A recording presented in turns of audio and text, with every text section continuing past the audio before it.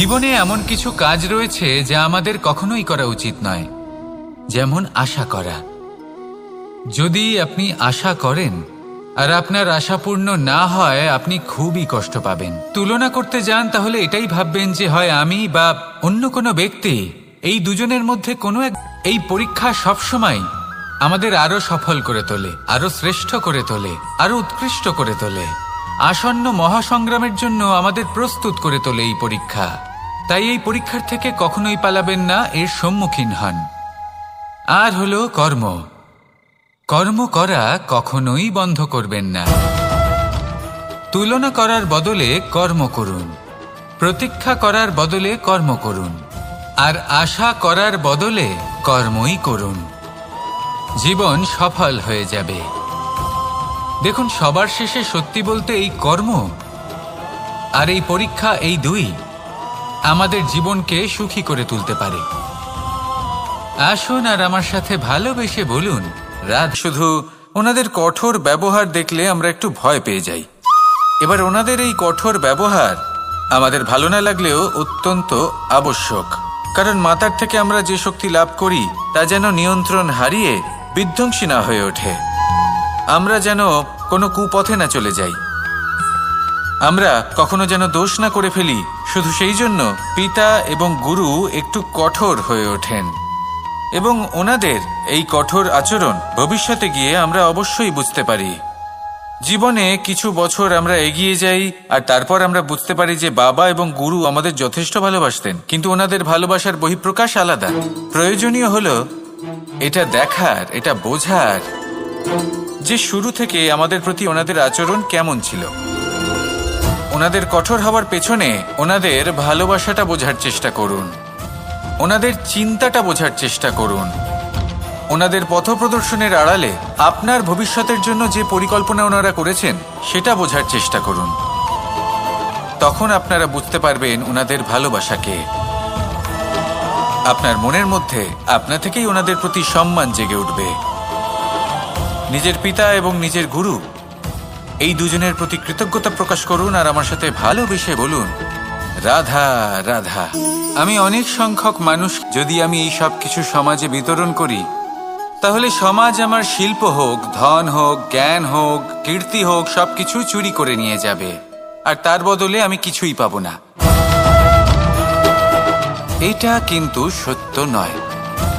সত্য হলো এটাই যে যদি আপনি নিজেকে এই সংসারের প্রতি সমর্পিত করেন, তাহলে এই সংসার আপনার প্রতিও সমর্পিত থাকবে।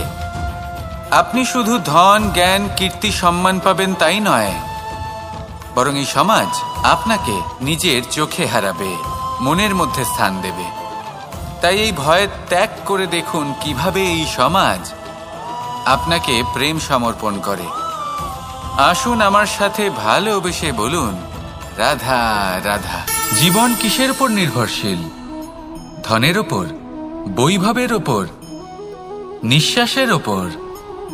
না, এই জীবন নির্ভরশীল বিশ্বাসের ওপর। তিনটে কাজ আছে যা আপনি করতে পারেন। প্রথম, ভালোবাসা। যাকে আপনি ভালোবাসেন, যারা আপনাকে ভালোবাসে, ভুল যারই হোক না কেন, তার কাছে ক্ষমা চাইতে কখনোই সংকোচ বোধ করবেন না। দ্বিতীয় হলো বিশ্বাস। যারা আপনাকে ভালোবাসেন, আপনাকে বিশ্বাস করেন, তাদের বিশ্বাস কখনো ভাঙবেন না। তৃতীয় হলো আশা। যারা আপনাকে ভালোবাসেন, আপনাকে বিশ্বাস করেন, তাদের আশা আপনার সাথে জড়িত। তাদের থেকে কখনো কিচ্ছু লুকোবেন না। এই তিনটে কাজ করুন আর এই জীবন সুপ্রসন্ন হয়ে বলবে রাধা রাধা। মানুষের জীবনে দুই ধরনের আবেগ থাকে যা চিরকাল তার সাথে বসবাস করে। প্রথম, স্বপ্ন।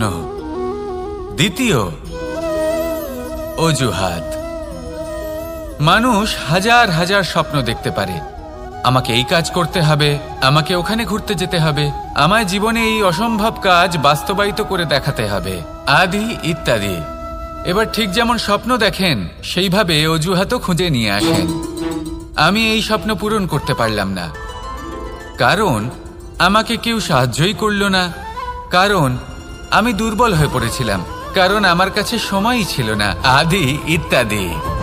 এবার সাফল্য এবং অসফলতার মাঝখানে এই ধরনের সংঘর্ষ হতে থাকে। সাফল্য তখন লাভ করা সম্ভব যখন আপনার স্বপ্ন আপনার অজুহাতের থেকে অনেক বড় হয়, আর অসফলতা তখন পাবেন যখন আপনার অজুহাত আপনার স্বপ্নের থেকে অনেক বড় হয়। আপনি যদি সাফল্য লাভ করতে চান তাহলে চেষ্টা করতে থাকুন, পরিশ্রম করুন। যদি অসফল হন তাহলে ভয়ভীত হওয়ার কোনো প্রয়োজন নেই। নিজের ভুল বুঝুন, তাকে শুধরে নিন, আবার চেষ্টা করুন। কিন্তু যদি নিজের জীবনে অজুহাত নিয়ে আসেন তখন স্বপ্ন কখনো পূরণ হবে না। আসুন আমার সাথে ভালোবেসে বলুন, রাধা রাধা। ভয়ের সাথে আমরা সবাই পরিচিত, কষ্টও আমরা সবাই পেয়েছি। কখনো কখনো আমরা অসুস্থ হয়ে পড়ি, আর এমন সময় হলে মাতার মমতা, কখনো বাবার স্নেহ, কখনো বন্ধুদের পাশে থাকার অনুভূতি আমাদের রোগ নিরাময়ে সাহায্য করে।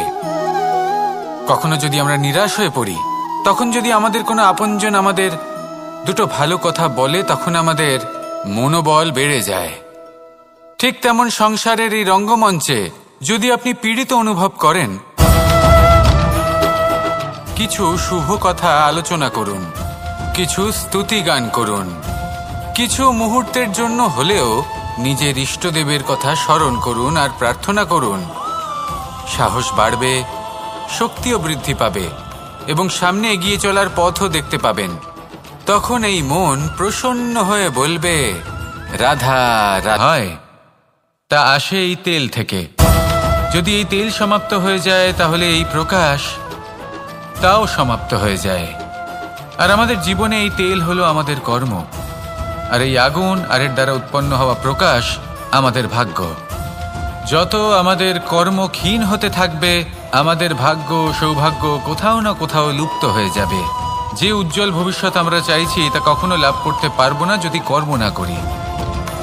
ঠিক যেমন তেল ছাড়া অগ্নি উৎপন্ন হয় না, তেমনি কর্ম ছাড়া সৌভাগ্য হয় না। আর যেমন কর্ম তেমন ভাগ্য।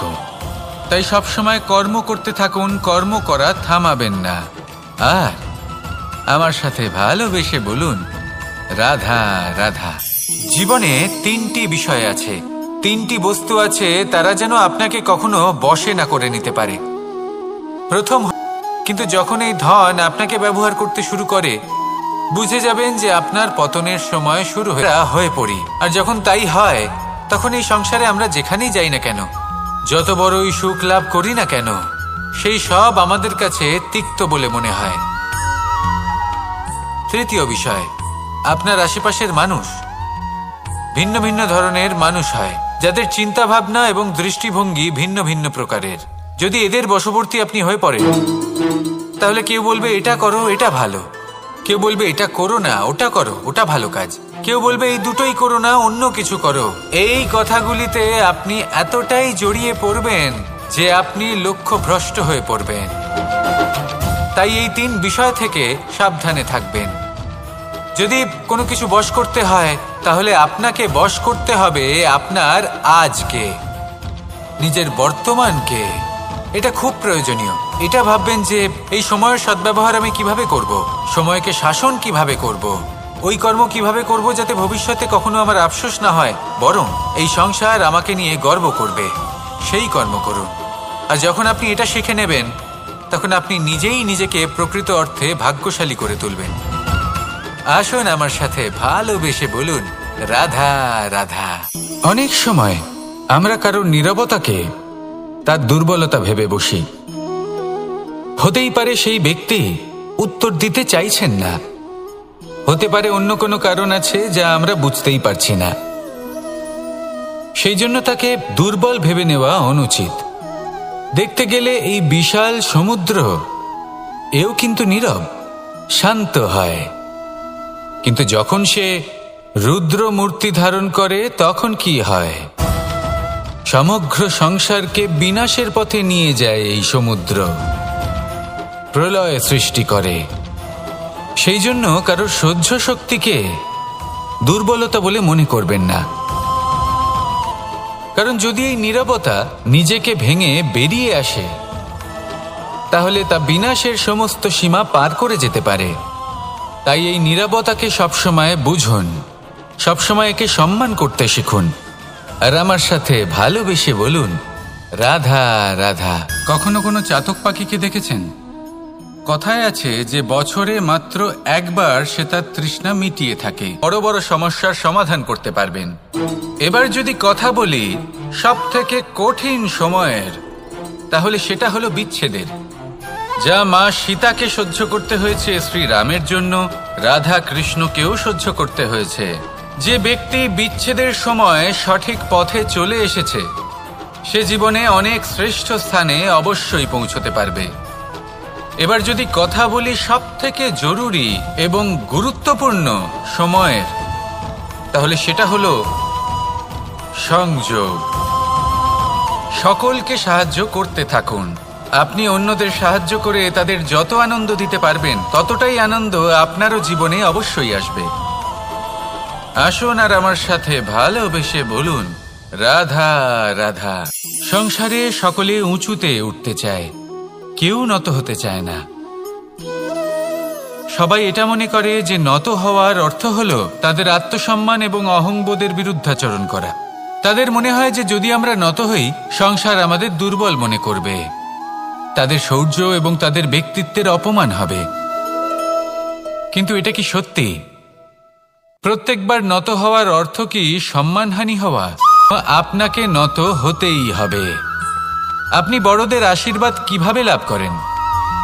আপনি নত হয়ে তবেই তাদের আশীর্বাদ লাভ করতে পারেন, তাই না? ভেবে দেখুন, আপনি একটা পথে হাঁটছেন, আপনি দেখতে চাইছেন যে আপনি সঠিক পথে হাঁটছেন কিনা, পায়ের নিচে কাঁটা পড়ে আছে কিনা। কিভাবে দেখবেন? আপনাকে সেই মাথা নত করেই দেখতে হবে। এর অর্থ কি? অর্থ খুব সহজ। প্রত্যেকবার নত হওয়া অনুচিত নয়, সেটা কোনোভাবেই সম্মানহানি নয়। পরিস্থিতি অনুসারে এবং যেখানে প্রয়োজন, আপনি নত হতে শিখে গেলে আপনি অনেক কিছুই লাভ করতে পারবেন। জ্ঞান, মান, গুণ, বিশ্বাস। সেই জন্য প্রয়োজন এবং পরিস্থিতি অনুসারে নত হতে শিখুন, এতে অনুচিত কিছুই নেই। আত্মসম্মান থাকা অত্যন্ত প্রয়োজনীয়, কিন্তু তা যেন কখনো অহংকারে পরিণত না হয়। এই বিষয়ে অবশ্যই নজর রাখবেন এবং আমার সাথে ভালোবেসে বলবেন, রাধা রাধা। আমাদের জীবনে অনেক ধরনের ব্যক্তি এসে থাকেন। কেউ কেউ আমাদের সাথে থেকে যান, কেউ আমাদের থেকে দূরে চলে যান। কেউ ভালো মানুষ হন, কেউ খারাপ মানুষ। কিন্তু আমরা সবসময় সেই সময়টাকে নিয়ে দুঃখ প্রকাশ করি যখন আমাদের জীবনে কোনো খারাপ ব্যক্তি প্রবেশ করেন। তারা আমাদের খারাপ অনুভূতি দেন, দুঃখ দেন, কষ্ট দেন। আমরা সবাই তাকে ভালো মন্দ কথা বলি। কিন্তু কেন? এমন বিভিন্ন ধরনের মানুষ, খারাপ মানুষ, ভালো মানুষ, সবার জীবনেই আসেন এবং সকলকেই একটা অমূল্য শিক্ষা দান করে যান। এবার আপনি নিজেই ভেবে দেখুন, জীবনে যখন প্রথমবার আপনি আগুন স্পর্শ করেছিলেন, তখন আপনি একটা শিক্ষা লাভ করেছিলেন যে আমাকে আগুনের থেকে একটু দূরে থাকতে হবে। তারপর আস্তে আস্তে আপনি শিখলেন যে কিভাবে এই আগুনকে নিয়ন্ত্রণে রাখতে হবে। তারপর আপনি শিখলেন যে কিভাবে নিজের জীবনে তাকে প্রয়োগ করতে হবে, তা সে অন্ধকারে প্রকাশ লাভ করার জন্য হোক বা খাবার বানানোর জন্য। সেইভাবেই কোনো খারাপ ব্যক্তি যখন আপনার জীবনে আসে, কোনো শিক্ষা দিয়ে যান, তার প্রতি কৃতজ্ঞ থাকুন।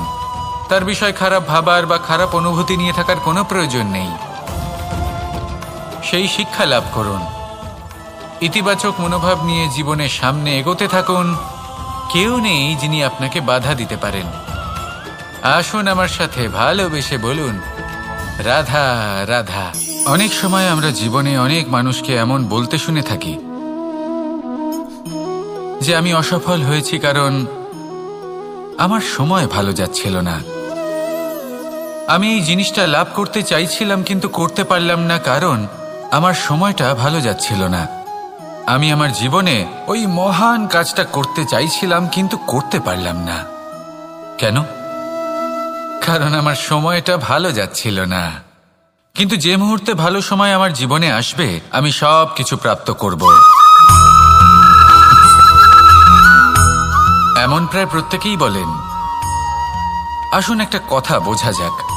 একজন মালিকে দেখুন, সে প্রত্যেক দিন গাছের সেবা করে, তাকে জল দেয়, তার যত্ন আত্তি করে। কেন? প্রত্যেক দিন সেই গাছ ফল দেয় না। সঠিক সময় এলে তবেই সেই গাছ ফল দেয়, কিন্তু প্রত্যেক দিন মালি তার সেবা করে, তাকে যত্ন করে। শুধুমাত্র তখন করে না যখন সেই গাছ ফল দিতে সক্ষম। আর যদি মালি গাছের যত্ন প্রতিদিন না করে, তাহলে হয়তো সেই গাছ ফল দিতেই পারবে না। এটাই হলো আমাদের জন্য একটা শিক্ষা। যখন সময় আমাদের জন্য অপেক্ষা করে না, তখন আপনি সময়ের জন্য কেন অপেক্ষা করছেন? ভালো সময়ের জন্য অপেক্ষা করবেন না। ভালো এবং শুভ কর্ম দ্বারা ভালো সময়কে নিজের কাছে টেনে আনুন। নিরন্তর কর্ম করুন, পরিশ্রম করতে থাকুন। শুভ সময় আপনা থেকেই আপনার কাছে আসবে। আসুন আমার সাথে ভালোবেসে বলুন, রাধা রাধা।